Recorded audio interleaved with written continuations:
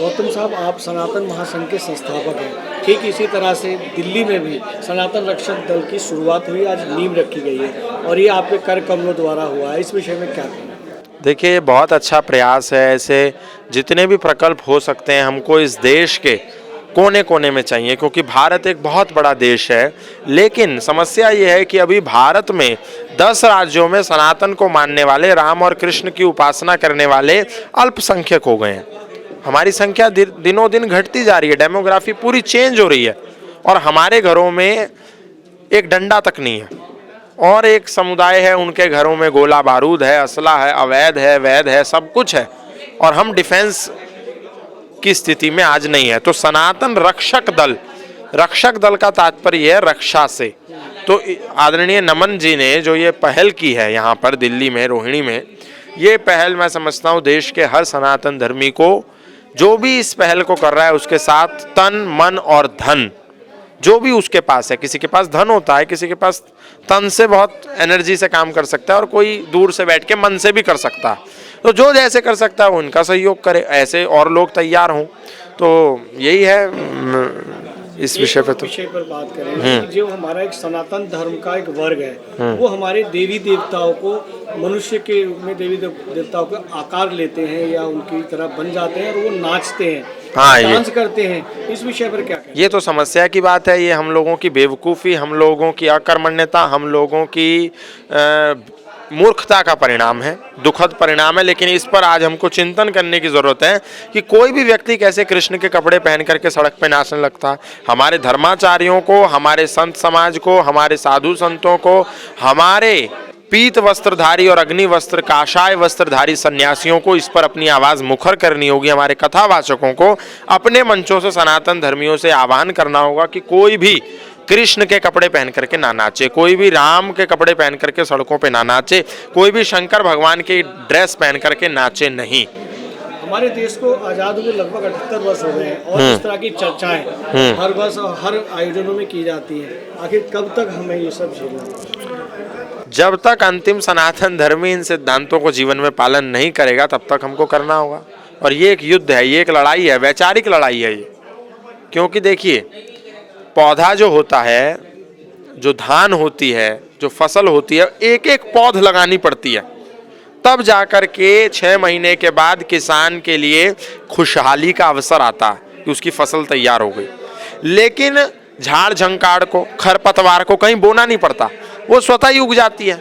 तो ये सारी खरपतवार है, ये सब अनवांटेड अनडिजायरेबल ट्रीज और ये प्लांट्स हैं, इसको हमें साफ, ये जो कुविचार है ये भी इसी प्रकार है, अपने आप उग जाता है। लेकिन सद्विचार को रोपित करने के लिए प्रयास करना पड़ता है। तो जब तक ये एक भी व्यक्ति के मन में सनातन को लेकर के कुविचार है तब तक हम सब लगे रहेंगे।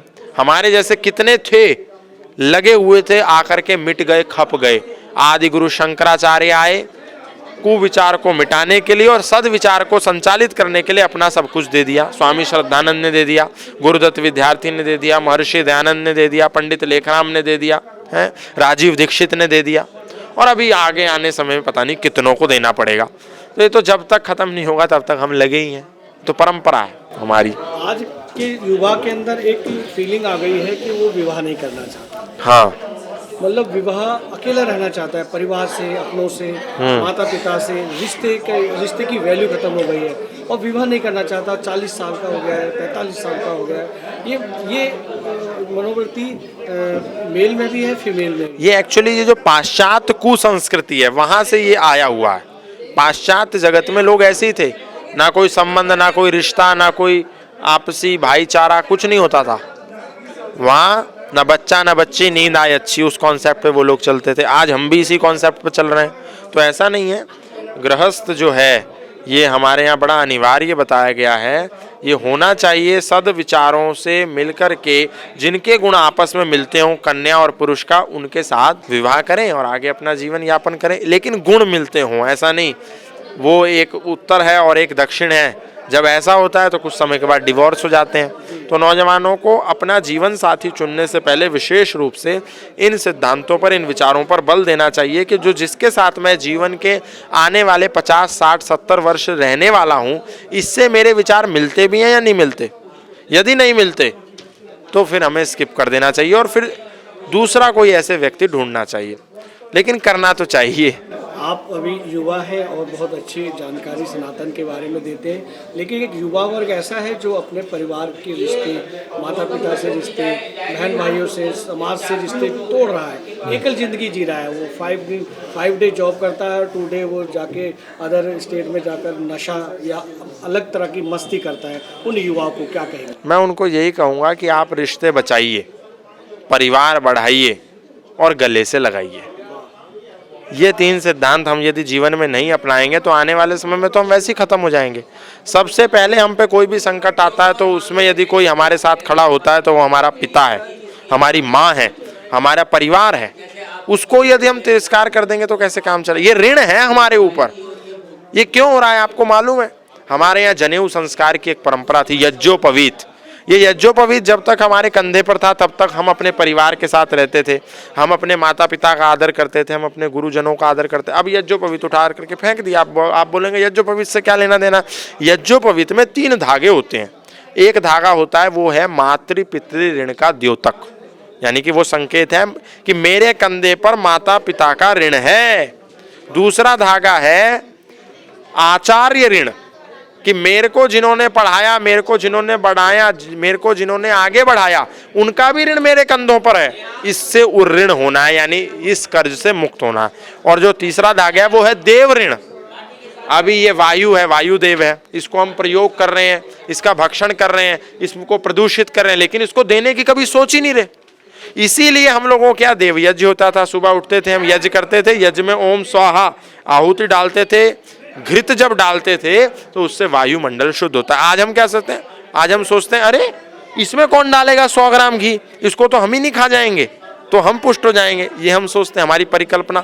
तो ये ऋण से जब जनेऊ उतार करके फेंक दिया तो हमको कैसे याद रहेगा कि हमारे कंधे पर माँ का ऋण है, पिता का ऋण है, गुरु का ऋण है, आचार्य का ऋण है और हमारे देवों का ऋण है। ये वायु, जल, पृथ्वी, आकाश केवल उपभोग कर रहे हैं, उपभोगवादी हो गए। देना नहीं चाहते, खाली खींचना चाहते हैं, लेना चाहते हैं। गाय से दूध लेना चाहते हैं, गाय को दरवाजे पर बांधना नहीं चाहते, कुत्ते को बांधना चाहते हैं। तो ये जो है ना, ये परंपराओं को, संस्कृति को, वैज्ञानिक पक्ष, सनातन कोई ढोंग, आडंबर, पाखंड और अंधविश्वास का पुलिंदा नहीं है। सनातन विज्ञान का पर्याय है। एक एक सिद्धांत विज्ञान है। अब माता पिता ने अपने बच्चों को यज्ञोपवीत के बारे में बताया ही नहीं, तो अब वही माता पिता का तिरस्कार यदि कर रहा है तो इसका सबसे बड़ा जिम्मेदार कौन? माता पिता, अभिभावक। माता पिता ने कभी उसको किसी गुरुकुल में ले जाया ही नहीं। अब उसी बच्चे ने घर में से निकाल करके माँ को बाहर खड़ा कर दिया, तो गलती किसकी? माँ की, क्योंकि माँ उसको कॉन्वेंट में लेके गई थी। तो कॉन्वेंट में आप उसको लेके गई थी आज से 10 साल पहले, तो कॉन्वेंट में तो यही सिखाया जाता है ना।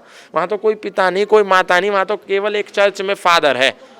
He is father of everyone, वही फादर है। उधर एक सिस्टर है चर्च में, वो सबकी सिस्टर है। वहाँ पे रहने वालों का किसी के पिता का नहीं पता, किसी की बहन का नहीं पता, इसलिए वो एक ही फादर है, बस सीधा।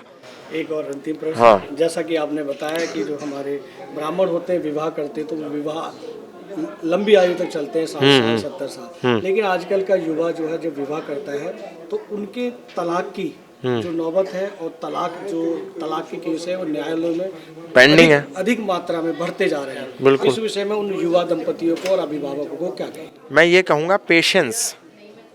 हमारे यहाँ पेशेंस खत्म हो गए। पत्नी ने कुछ कहा, झट तलाक। पति ने पत्नी से कुछ कहा, झट पत्नी माँ को फोन कर देती है, आज तो मेरे साथ ऐसा हो गया, आज तो जब सारा डाटा ट्रांसफर करती है एक बेटी अपने माँ से, तो माँ की बुद्धि से चलती है बेटी, और जब वो माँ की बुद्धि से चलती है तो घर बिगड़ जाता है, क्योंकि पेशेंस नहीं है। अरे ठहरिए, रुकिए। सास ने यदि कुछ कह दिया तो उस पर चिंतन कीजिए, उस पर मनन कीजिए, उस पर विवेचना कीजिए, उसकी समीक्षा कीजिए, बैठ करके संवाद कीजिए, वाद और विवाद मत कीजिए। पेशेंस खत्म हो गए। और जब शादी के मंडप में पेशेंस नहीं है तो ये विवाह का जो जीवन चलेगा कई वर्षों तक, इसमें कैसे व्यक्ति के जीवन में पेशेंस रहेगा? कुछ हुआ नहीं कि तलाक, सीधा कोर्ट में पहुंच जाएगा। तो पेशेंस बहुत ज़रूरी है। मानते हैं कि एक माँ अपनी बेटी के घर को बिगाड़ती है, वो बिगाड़ भी सकती है और संवार भी सकती है। सकती है, लेकिन वही बेटियां, वही माँ अपनी बेटी को कहती है या उस ससुराल पक्ष को ये कहती है कि ये बेटी बहू बन सकती है, आपकी बेटी नहीं बन सकती। एक माँ अपनी बेटी के लिए उनकी ससुराल में ये कहती है कि ये बहू बन सकती है, आपकी बेटी नहीं बन सकती। इस पर क्या? अब ये सबकी अपनी अपनी वैचारिकता है, लेकिन मैं ये कहता हूँ कि माँ ही अपनी बेटी का घर बना भी सकती है और माँ ही बिगाड़ भी सकती है। ये वाणी जो है ना, ये बड़ा, इसमें धार नहीं है, लेकिन ये तीर कमान और बंदूक से ज़्यादा तेज चलती है और ज़्यादा इसका असर भी होता है। तो वाणी हमारी बहुत इम्पॉर्टेंट है। इसी से हम किसी को गले लगा भी सकते हैं और इसी वाणी का दुरुपयोग करके किसी को दुश्मन बना भी सकते हैं। इसी वाणी के चलते ना जाने कितने मुकदमे हो गए, कितने भाइयों के भाई उजड़ गए, कितने घर और परिवार उजड़ गए, पूर्व में उजड़ गए और वर्तमान में उजड़ रहे हैं और आगे भी उजड़ते रहेंगे। तो वाणी पर जो कंट्रोल है ये बहुत ज़रूरी है और पेशेंस ये बहुत ज़रूरी है। बहुत धन्यवाद, बहुत अच्छी बातचीत हुई। अगर आप ये वीडियो YouTube पर देख रहे हैं तो हमारे चैनल को सब्सक्राइब करें और बेल आइकन को दबाना ना भूलें। अगर आप Facebook पर ये वीडियो देख रहे हैं तो हमारे पेज को लाइक करें।